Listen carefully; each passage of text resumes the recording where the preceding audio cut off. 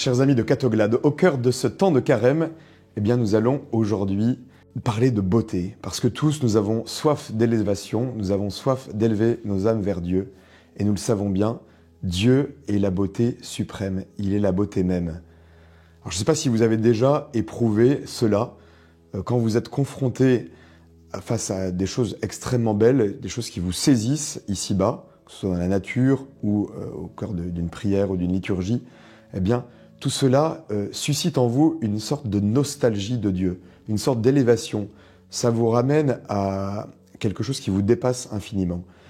Vous éprouvez à ce moment-là qu'à travers les beautés de cette terre, ce que nous pouvons éprouver comme beauté ici-bas, qu'elles ne sont pas faites pour elles-mêmes, mais qu'elles nous renvoient à une beauté avec un grand B qui en est la source, qui est Dieu même.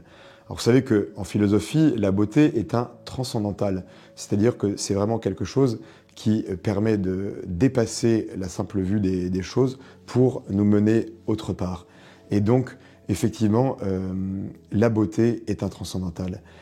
Alors, parlons, oui, de cette beauté qui nous mène à Dieu.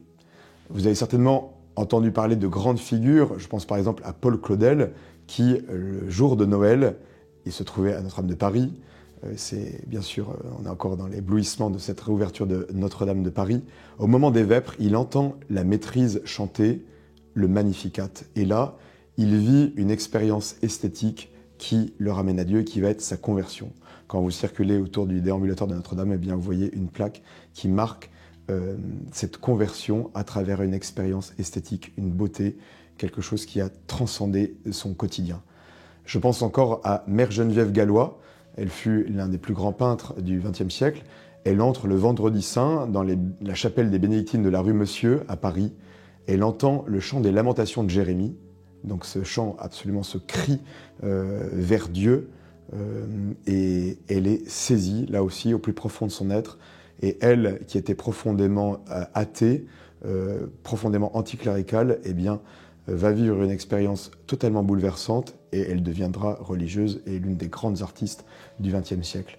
Vous voyez comme Dieu, à travers une expérience de la beauté, peut saisir des âmes. Alors, je crois qu'il y a une grande, aujourd'hui, urgence à offrir cette beauté, à pouvoir ramener des âmes. Parce que quand nous vivons cette expérience de beauté, nous savons bien qu'elle nous sort. Vous avez certainement tous déjà éprouvé cela face à une œuvre d'art, que cette œuvre, dans la beauté, vous touche. D'ailleurs, cette beauté n'est pas forcément quelque chose de purement formel et esthétique, parce que, par exemple, prenons un visage. Vous pouvez parfois rencontrer telle ou telle personne dont le visage est marqué, dont les traits sont marqués, ou un visage un peu buriné, comme on dit, et qui pourtant révèle une grande beauté, parce que c'est la beauté de l'âme qui transparaît à travers ces traits. De même, parfois, une œuvre peut nous déranger, et donc ne pas seulement chercher une beauté formelle, mais nous mener autre part. Et donc l'art, sans cesse, nous déplace. Il nous mène vers un au-delà de nous-mêmes. Et donc, ultimement, il nous mène à nous interroger sur le sens de notre vie, sur le but de notre vie, sur qu'est-ce qu'on fait ici-bas. Voilà. Et donc, ultimement, l'art aussi nous ramène à la question essentielle, qui est la question de Dieu. Alors, demandons, oui, cette grâce au cœur de ce carême, de peut-être développer en nous ce regard contemplatif. Nous vivons, chers amis de Catoglade, dans une sorte de miracle permanent. Songez à ce qu'est ce monde qui nous entoure, qui est juste quelque chose d'absolument extraordinaire.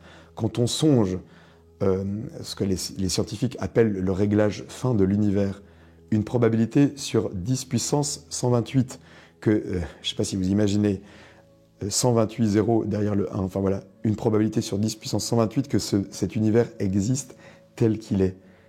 Autant dire que nous sommes habitués à ce monde, qui est rempli de beauté, de merveilles, que nous trouvons normales, mais qui en fait n'est pas normal. Et donc tous les matins, au cours de ce carême, nous devrions nous lever en étant saisis, en contemplant, que sais-je moi, un lever de soleil, en contemplant telle feuille, telle fleur, telle beauté de la nature, et surtout, chers amis de Catoglade, vous-même, en vous regardant dans la glace, en contemplant ce que vous êtes, en considérant ce que vous êtes, vous, doté en plus d'une intelligence rationnelle, d'une volonté libre, d'une conscience. Voilà. Est-ce que nous sommes saisis par la beauté du don de la vie? Et donc, finalement, l'homme, face à tant de beauté, tant de merveilles, eh bien, il a envie de rendre à Dieu aussi. Et finalement, toute la liturgie, qui est particulièrement développée pendant ce temps de carême, vous savez que la tradition musicale, artistique de l'Église, a produit de grandes beautés, de grandes merveilles. C'est finalement toute la liturgie et toute la vie liturgique de l'Église est une réponse à Dieu. Face à tant de beauté, tant de merveilles, l'homme ne peut pas rester muet. Il a envie de louer son Créateur, il a envie de lui rendre grâce après grâce, bonté pour toutes les bontés que nous avons reçues. Et donc, le rituel, la vie liturgique de l'Église, tout ce qui est sacré, tout le culte que nous rendions à Dieu, vient comme une réponse à tant de beauté. Et donc c'est une humble réponse parce que voilà, nous sommes des êtres limités. Vous avez tous fait l'expérience de peut-être vouloir, par exemple, produire tel ou tel chant ou telle chose, et puis voilà, ça ne fonctionne pas aussi bien qu'on l'avait prévu, il y a telle ou telle faute d'harmonie ou tel couac, et donc voilà, tout nous rappelle malheureusement notre finitude et nos limites. Et d'ailleurs, toutes ces belles œuvres d'art, tout cela passera. Vous savez bien que ce monde passera, et donc parfois on s'attache aux vieilles pierres. Alors c'est vrai que tout cela est beau et c'est quelque chose de très digne, mais ce monde passera. Et donc il s'agit d'aimer les beautés de ce monde, mais sans jamais les idolâtrer. C'est-à-dire qu'elles sont un passage, elles sont un chemin, elles sont une transcendance, elles nous permettent d'aller vers Dieu, mais elles ne peuvent jamais remplacer Dieu. Alors demandons aussi ce sursaut peut-être pour nous. Alors un sursaut de contemplation, c'est-à-dire que nous puissions au cœur de ce carême, eh bien vraiment, comme je le disais à l'instant, voilà, faire cet exercice de contemplation. Vraiment au cœur de nos journées, nous émerveiller de la beauté de ce monde dans lequel nous vivons et aussi de ce que nous sommes. Et puis aussi, peut-être nous engager dans cette via pulchritudinis. Attention, c'est un mot un peu compliqué, c'est comme ça que l'Église appelle ce chemin de la beauté, cette via pulchritudinis, c'est-à-dire ce chemin de la beauté comme permettant aussi à quantité d'âmes assoiffées d'aller vers Dieu. Et de ce point de vue-là, certainement que l'Église a vraiment se réconcilier avec les arts, de reprendre ce chemin. Je suis parfois un peu attristé en entrant dans telle ou telle église de voir qu'on a plaqué telle icône byzantine de manière plus ou moins en la scotchant, enfin de manière plus ou moins esthétique ou autre. Enfin voilà, souvent on est assez maladroit. Donc il s'agit de nous former, c'est-à-dire de connaître les formes des siècles passés, donc de nous intéresser à l'histoire de l'art, à l'histoire de la musique, à l'histoire de l'architecture, de connaître tout cela, et puis aussi pour produire un art d'aujourd'hui. Là aussi, une chose qui m'attriste, c'est qu'il arrive souvent que un certain nombre de chrétiens eh bien, font appel à des sortes de pastiches, soit à une sorte, en reproduisant de manière un peu sèche des formes d'art qui ont existé par le passé, soit en convoquant, par exemple, je prends un exemple, tel lieu où on va appeler un atelier de fresquiste roumain pour peindre tel ou tel lieu. Sauf que vous savez que dans l'Orient, les formes sont figées. L'Occident a toujours réinventé les formes pour rendre compte du mystère.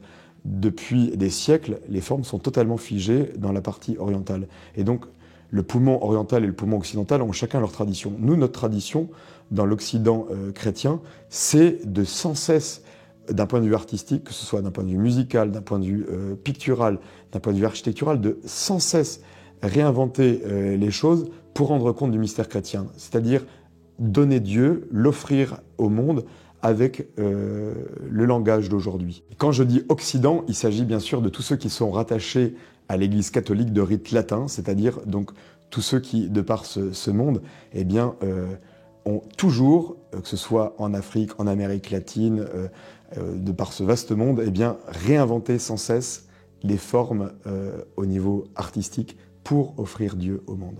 Donc, loin de rester figés ou de reproduire des formes figées du passé, eh bien, faisons, au cœur de ce carême, peut-être, interrogeons-nous, comment est-ce que moi-même, je peux produire de la beauté ou susciter la possibilité pour tel ou tel artiste que je connais d'offrir la beauté, que ce soit voilà, à travers une œuvre d'art ou bien telle ou telle musique, tel ou tel poème, voilà.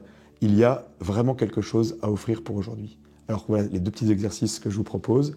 Donc de réinvestir le champ de la contemplation et puis aussi donc faire appel davantage à l'art pour offrir cette beauté pour que le monde croie.